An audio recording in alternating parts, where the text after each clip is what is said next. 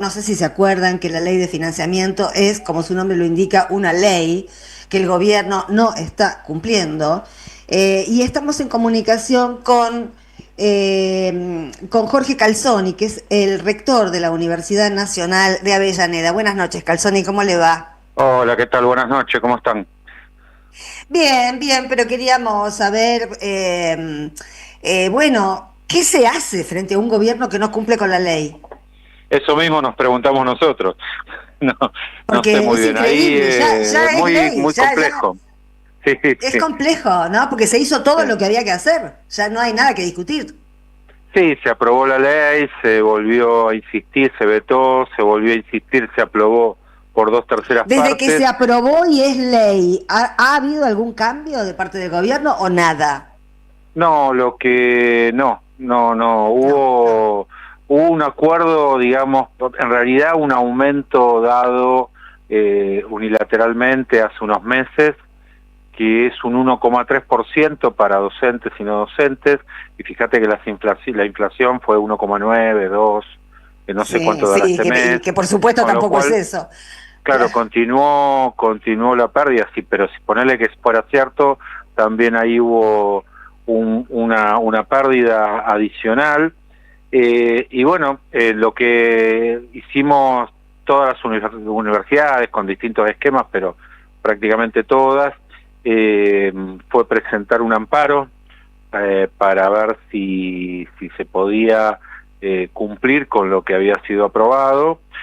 Lo más preocupante es que cuando uno ve el presupuesto que está en discusión para el año 2026, está previsto con respecto al actual un 7%. Si vos tomás que la inflación prevista por el propio gobierno es del 10% para Sí. el año que viene, estaríamos todavía sumándole un adicional más al que ya teníamos, con lo cual, digamos, se ve, no sé cómo terminará ese debate, esa discusión, pero claramente hay pocas expectativas con respecto a lo que pueda suceder con el financiamiento, ¿no? ¿Y Así cuál que es el bueno, esa es clima la... entre los rectores? Yo sé que ustedes tienen un chat, ¿no? Donde comparten impresiones, porque todas las universidades están funcionando irregularmente, me imagino, ¿no? Cada universidad debe tener su propio índice de deterioro o de cosas o de programas que no se pueden llevar adelante o de recursos que no existen. ¿Cómo está la Universidad de Avellaneda en ese Es que sentido?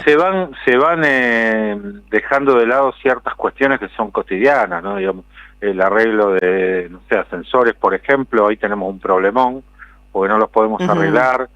Hoy te doy un dato, hoy se recibió de abogado en nuestra universidad Charlie Pisoni, y Ah, qué bueno, felicitaciones, vino, Charlie. y vino Tati Almeida, y tuvimos que hacer malabares para un ascensor, que es el único que funciona, poder llevarla. Viene en silla de ruedas, pobre, venía a Claro, verlo, es como un nieto para ella, ¿no? Y la sí. verdad que ese tipo de cosas es compleja porque lo tenemos que hablar con los pibes, de que no lo podemos poner en funcionamiento. A veces los chicos no dimensionan también estas posibilidades. Como sigue abierto, parece que no pasa nada, pero la realidad es que Claro. hay cuestiones de funcionamiento cotidiano que no se cumplen, y bueno, y también hay como presión para venir menos veces, hacer clases más virtuales. Bueno, se empiezan a generar también presiones Pierde calidad, adicionales. inevitablemente se pierde la calidad. Sí, no es lo mejor, porque la educación no es solamente aprender una disciplina, ¿no? Tiene que ver con la sociabilización, con el estudiar en equipo, con trabajos de campo, en Y eso fin, que hay todavía una no cantidad de estamos cosas. hablando de la inseguridad de los edificios, Calzoni, porque va a llegar un momento en el que también va a haber peligro, como en las rutas, como en tantos otros lugares que no están siendo mantenidos, ¿no? Sí, eso es un tema, por eso estamos prestando mucha atención a todos esos temas de seguridad e higiene. eh, o sea, se complican los funcionamientos más cotidianos. Yo creo que igual lo más preocupante, estuvimos esta semana haciendo una semana de la ciencia por la paz que hicimos todas las universidades, y el panorama es realmente muy desolador en cuanto a la inversión en ciencia y tecnología. Cuando uno Sí. ve, es más, me contaba el rector de la República de Uruguay hace muy poquito, que se están postulando muchos argentinos en convocatorias de Uruguay, ¿no? Cosa que no sucedía. Claro. En Paraguay hay muchos investigadores argentinos que están yendo a Paraguay, y bueno, y esto muestra que esas migraciones también es un costo, ¿no? Que pierde la Argentina, ¿no? El Estado argentino, que ha invertido. Claro. Así que bueno, eso sucede, y me parece que es una situación también que pareciera todavía mucho más complicada, porque como una fuga por goteo, ¿no? De muchos investigadores, y esto va a impactar también cuando digamos en algún momento se va a tener que revertir esto, ¿no? Va a tener que retomarse las investigaciones, y no es en algún uno lo deja hacer y claro, no, pero aparte no es que retomás donde dejaste, o sea, hay un retroceso que hay que volver a iniciar. Así que bueno, la semana que viene vamos a hacer entre todas las medidas. Yo particularmente creo que el tema de los paros hay que revisarlo bien, es una postura muy personal esta, y por supuesto respeto y entiendo los gremios, pero para mí el sujeto de derechos son los estudiantes, y estando en etapas de exámenes, y sobre todo en nuestras universidades, donde hay cuestiones de por ahí de los chicos no están tan convencidos de continuar, y los que pueden por ahí pasan a una privada, los que no pueden terminan dejando. Yo creo que tenemos que revisar este tipo de cuestiones. Es muy delicado, porque esas generaciones que están ingresando ahora a la universidad están tomando lo anormal como normal. Exactamente, ¿no? Y es muy complicado, porque los pibes necesitan confianza y no pueden tomar confianza, y bueno, y se caen, y aparte tienen, digamos, el tema de no sé, algunos lo llaman la generación de cristales, como que se caen más fácil, ¿no? No saben frustrarse, no saben frustrarse. Claro, exactamente. Entonces ahí tenemos una dificultad. La semana que viene vamos a hacer una jornada de puertas abiertas, lo hicimos el año pasado, que en realidad lo hacemos en conmemoración al 22 de noviembre, que es la fecha del no arancelamiento, ¿no? Un decreto del año 49 de Perón, que decreta el no arancelamiento.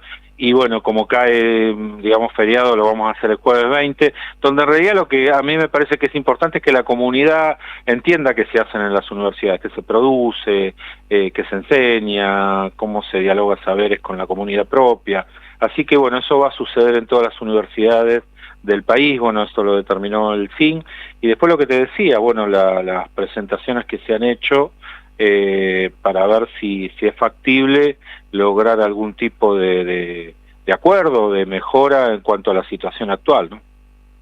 Jorge, te saluda Jorge Elon, ¿qué tal? ¿Cómo estás? Muy buenas noches.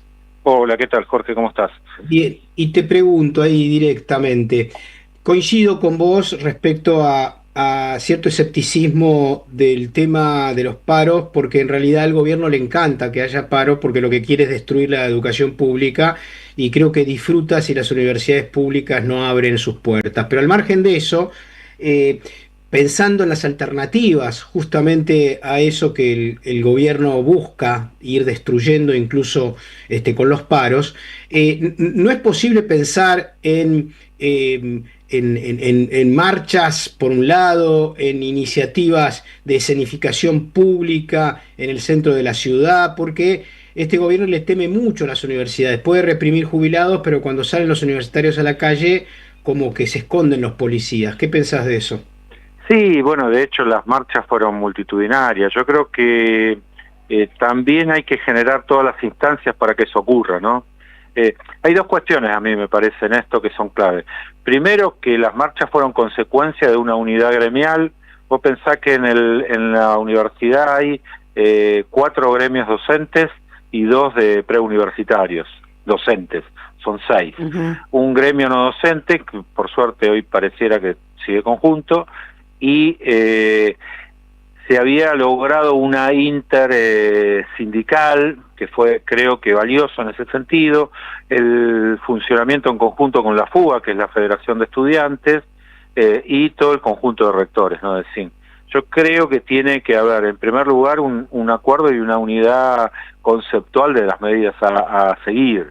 Esto me parece que es clave. Medidas desarticuladas. Esta semana tenemos paro de gremios distintos en distintos días, y la semana que viene va a pasar lo mismo. Y la verdad que no es bueno. Me parece que lo primero es tener una unidad de concepción para después tener una unidad en la acción. Y eso me parece que lo que se está fragmentando y es lo que me preocupa, digamos, con respecto a lo que sigue.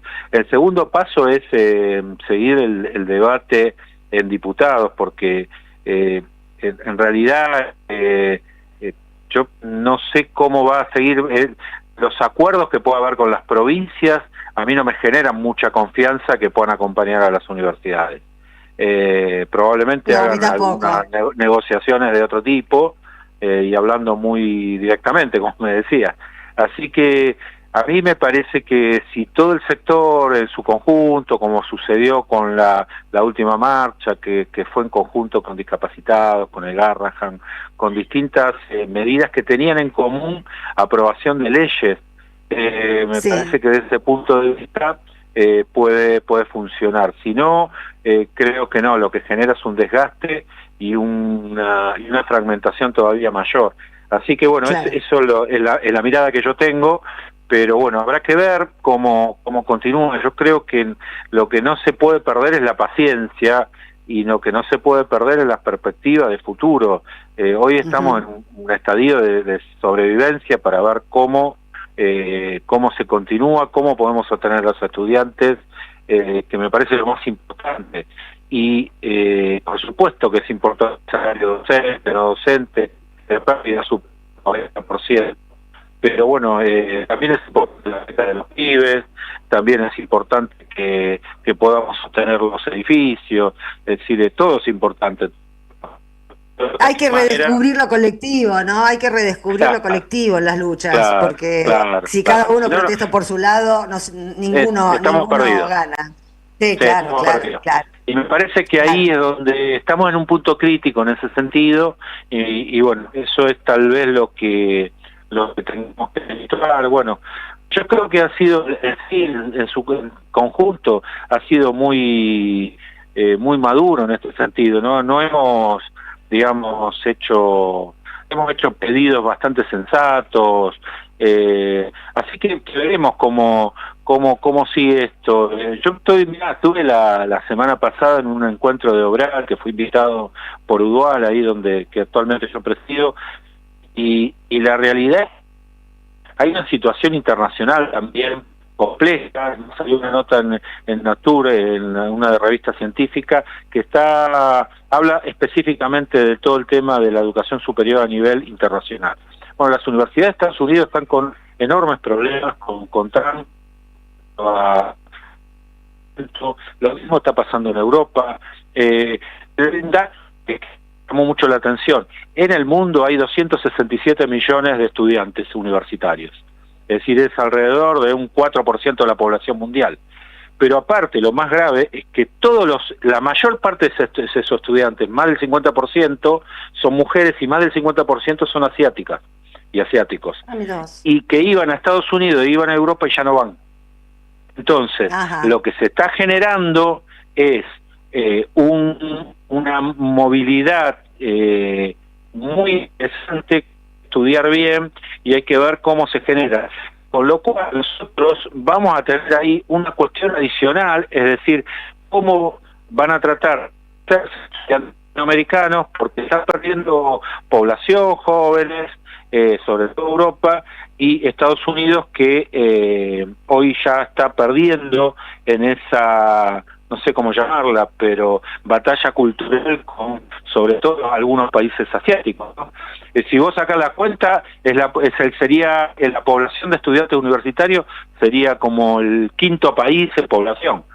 Es muy importante, tiene un peso importante, aunque uno cuando ve los números en general dice, bueno, es poco, hay mucha gente que todavía no accede. Digamos, da para un análisis largo y tendido, pero claramente está pasando a nivel geopolítico algunas situaciones que me parece que tenemos que analizar con cierto rigor, porque nos va a impactar a nosotros en muy corto plazo. Estamos hablando con el rector de la Universidad Nacional de Avellaneda, Jorge Calzoni. Gracias por este ratito de charla. No, al contrario, Sandra, un beso grandote a vos, a Jorge. Un abrazo, Calzoni. Chau. Chau. Vamos a escuchar un tema musical ahora. Deja tu mensaje en nuestra línea de oyentes de WhatsApp.